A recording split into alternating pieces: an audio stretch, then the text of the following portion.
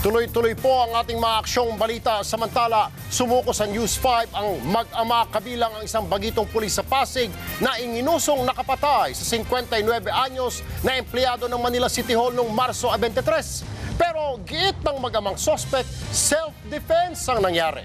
Narito ang eksklusibong report. Isang tawag ang natanggap ng News 5 kaninang umaga ukol sa mag-ama na itinuturong pumatay sa isang empleyado ng Manila City Hall nitong Marso 23 sa Tondo, Maynila. Kwento ng nakausap namin, gusto nang sumuko ng dalawang sospek. Agad naming pinuntahan ang lugar kung saan daw tumutuloy ang dalawa. Sinalubong kami ni Rafael Lopez, ang tatay ni PO1 Reynold Lopez ng Pasig Police. Kapwa sila itinuturong pumatay sa 59 anyos nilang kapitbahay na si Leopoldo de la Cruz. Pero gate ni Rafael, self-defense ang nangyari. Humihingi po ako ng paumanhin sa inyo sa pagkakadisgrasya ng mahal nyo sa buhay. Kwento ni Rafael, pauwi na noon ang kanyang anak na pulis sakay ng motor. Sinitaw mano ng pulis ng lasing na si Leopoldo dahil sa maingay nitong motor. Nagtalo raw ang dalawa at dito na nagsimula ang away. Pansalita ng anak ko sa kanya, ang alak noong inilalagay sa tiyan, hindi ho sa ulo. Sinuntok niya yung anak ko. Nauna po siya. Dito na raw lumapit si Rafael para awatin ang anak. Ang ginawa ko ng tao, sinuntok ako, isa ka pa. Dahil dito, napilitan na raw makipagsuntukan sa biktima ang mag-ama. Pero hindi raw totoong hinampas-hampas nila sa pader ang mukha ng biktima. Hindi rin daw nila ito pinalo ng baril sa ulo. Tamaan ko po siya sa masamang bumagsak po siya sa semento. Pumalo po yung ulo niya. Gate pa ng suspect, hindi totoo na ang biktima ang nagpasok sa kanyang anak sa pagkapulis. Ang gusto ni General Bal... Tinawagan ng tatay ang kanyang anak kung saan nakumbinsi rin niya itong sumuko na sila. Handa raw silang harapin ng kaso, pero pinanindigan nila, ipinagtanggol lamang nila ang kanilang mga sarili. Boss, ganito Erwin Tulfo, News 5. Sa puntong ito, kasama po natin dito sa News 5 studio ang ama ni PO1 Reynold Lopez na si Ginoong Rafael Lopez at si Eastern Police District Director General Miguel Laurel. Magandang gabi po, General. Bang Rafael, magandang gabi rin ho. At nasa News 5 Remote Center naman sa Cubao, ang anak po ni Mang Rafael na si PO1 Reynaldo Lopez na inyo po makikita sa kanang bahagi po ng inyong TV screen. Ayan ho, magbibigay din ho siya ng pahayag. At sa baba naman po ng inyong kanang bahagi po ng inyong TV ay ang misis po ng biktimang si Mang Leopoldo de la Cruz, si Concepcion, live po mula sa kanilang tahanan sa Moriones, Tondo. Anyway, magandang gabi po sa inyong lahat, PO1, Mrs. Magandang gabi po. Ngayon ang tanong ho natin, unahin na natin kay PO1 Lopez. PO1, mismong ang biktima pa raw ang nagpasok sa iyo sa pagkapulis. Lumalabas kayo na may utang na loob na kayo sa kanya, nagawa niyo pa raw siyang patayin. Yan po ang sabi ng pamilya ng biktima. Sir.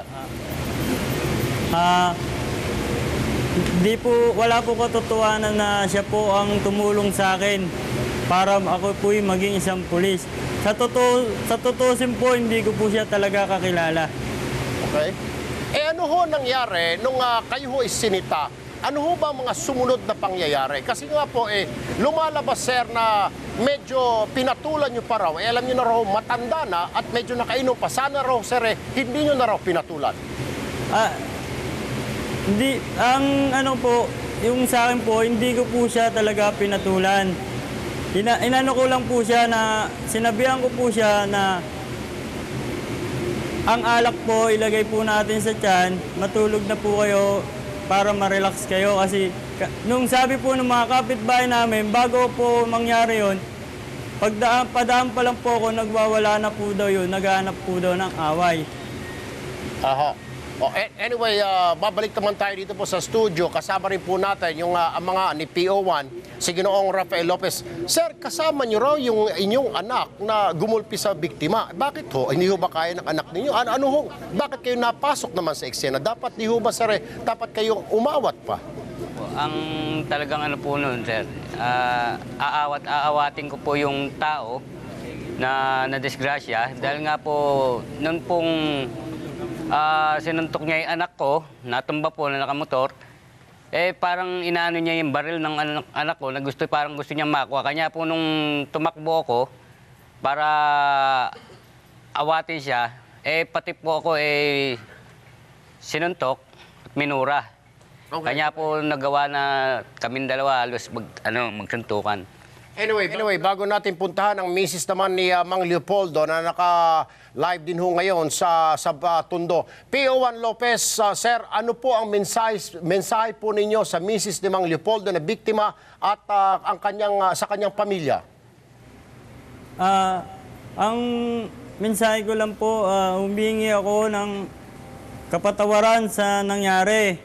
Pero talaga po, wala po akong ginawa sa kanya. Alright. Ang nangyari po talaga, disgrasya. Okay. Tunguhin naman natin si Aling Concepcion na naroon ngayon sa Tondo, Maynila. Aling Concepcion, ano po ang masasabi ho ninyo? Narito na po yung dalawang suspect, yung mga ama, at willing po silang at susurrender nga po sa mga alagad na batas para ipatunayan daw po na wala po sila, hindi sila mamamatay tao, bagkos ay aksidente ho ang nangyari. Hindi ko na matatanggap ang pagsuko nila ng ganyan lang. Kailangan nang maparusahan sila. Gusto nga ako mamatay na sila kung paano nila pinatay ang asawa ko.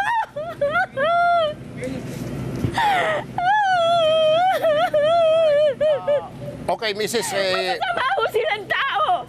Okay. Meron ako naging biktima ang isa sa anak niya. Kapatid ng kumpare ko, si Romy Yamson. Nakitaga-regular lang ho sila, kaya ho hindi nakulong. Mamamatay tao ho silang magpapamilya. Alright, okay.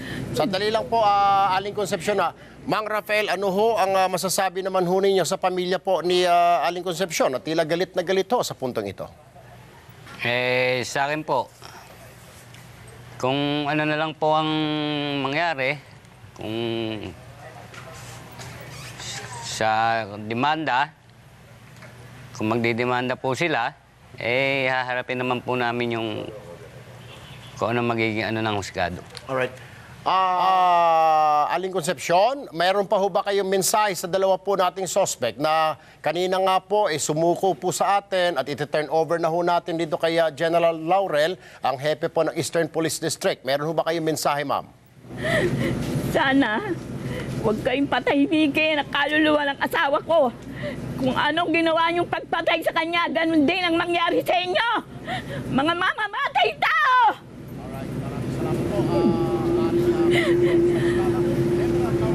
Ano ho ang susunod na hakbang ho dito? Voluntarily po na nag-surrender ho itong ama. Kinausap niya po si PO1, talagang para ipakita daw ho na it was an accident. Hindi po nila tinatalikuran ho itong kaso na ito at haharapin daw ho nila. Ano ho mangyayari from here on?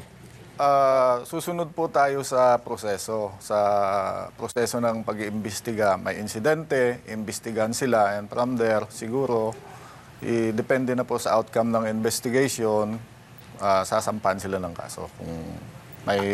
Ano ho I heard yesterday po yata from Mayor Lim, mga kaso po isinampa ng MPD was murder ho yata. Hindi, siguro yun ang findings ng investigador, yun ang recommendation niya. So yun yung isasampa nila sa... But then again, yung lawyer ho yata ng mga victim, ng suspect ho, meron ho yata rin na they can file for an appeal, di ho ba yata? Parang ganon sa Pwede naman yun. ibabaan to homicide. Apo, pwede naman po yun. Depende na po sa prosecutor na hahawak ng ano.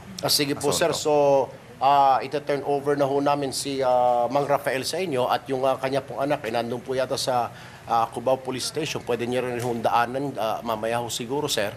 Po. Alright. Kaya Aling Concepcion de la Cruz, ma'am, maraming salamat po. At ito na nga ho, at ita-turn over na ho natin itong dalawang suspect po kaya Director General Miguel Laurel na sina PO1 Reynaldo Lopez po at si Ginoong Rafael Lopez. Maraming salamat po sa inyo, ma'am. Ang aming pong pakikiramay. Salamat din po.